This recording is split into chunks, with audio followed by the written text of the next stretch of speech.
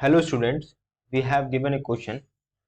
So let's read the question and solve it. So question says, a constant volume gas thermometer is used to measure the temperature of an object when the thermometer is in contact with water at triple point 273 Kelvin.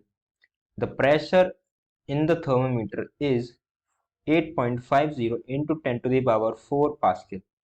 When it is in contact with object, the pressure is 9.65 into 10 to the power 4 Pascal.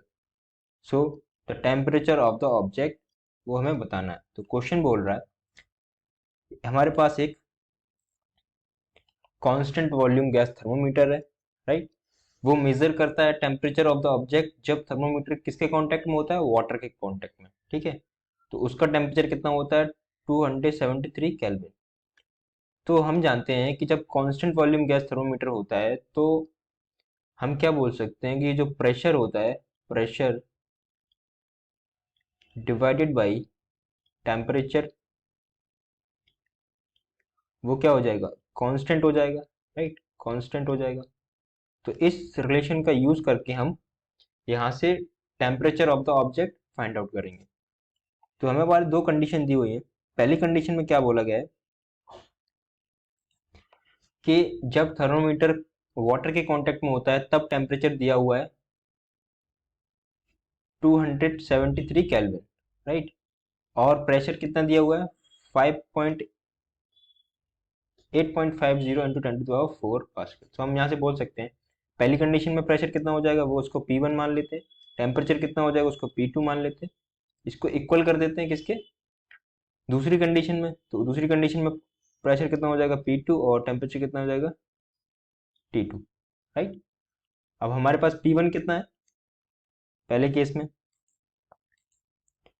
तो P1 हमें दे रखा है, P1 is right, P1 हमारे पास है 8.50 into 10 to the power 4 pascal, right. उसके बाद temperature 1 दे रखा है ट्रिपल पॉइंट पे, वो है हमारे पास 273 केल्विन. ठीक है, उसके बाद जब हम थर्मोमीटर को ऑब्जेक्ट के कांटेक्ट में लाते हैं तब प्रेशर कितना है, वो है P2. उस टाइम दिया हुआ है 9.65 into 10 to the power 4 pascal, right. और टेम्परेचर कितना हो जाएगा उसको हम T2 मान ले रहे हैं. तो हमको T2 फाइंड आउट करना है, तो हम ऊपर वाले रिलेशन को यूज करेंगे और वैल्यूज पुट करेंगे और आंसर फाइंड आउट करेंगे, राइट. तो वैल्यूज पुट करते हैं. तो रिलेशन हमारे पास क्या है, P1 divided by T1 is equals to P2 divided by T2. तो यहाँ से T2 अगर निकालेंगे तो क्या हो जाएगा, T2 इज इक्वल्स टू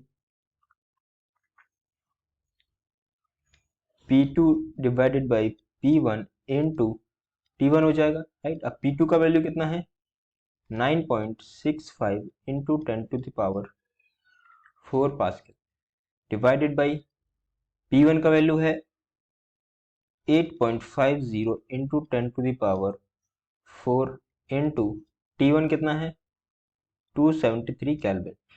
अब इसको सिंप्लीफाई करेंगे तो क्या हो जाएगा 10 टू की पावर 4 कैंसिल आउट हो जाएगा, राइट. ये कैंसिल आउट हो जाएगा, इसको करेंगे तो ये भी कैंसिल आउट होंगे. तो हमारे पास जो T2 आएगा वो हमारे पास आएगा, तो हमारे पास इसको कैलकुलेट करने के बाद आएगा 309.9 केल्विन, राइट. इसको फर्दर राउंड ऑफ करेंगे तो हमारे पास क्या हो जाएगा 310 केल्विन. तो हम लिख सकते हैं temperature of the object, finally हम लिख सकते हैं temperature of the object is 310 kelvin. तो ऑप्शन डी क्या हो रहा है, हमारा मैच हो रहा है. तो option D will be the correct option. So I hope you got the solution. Thank you.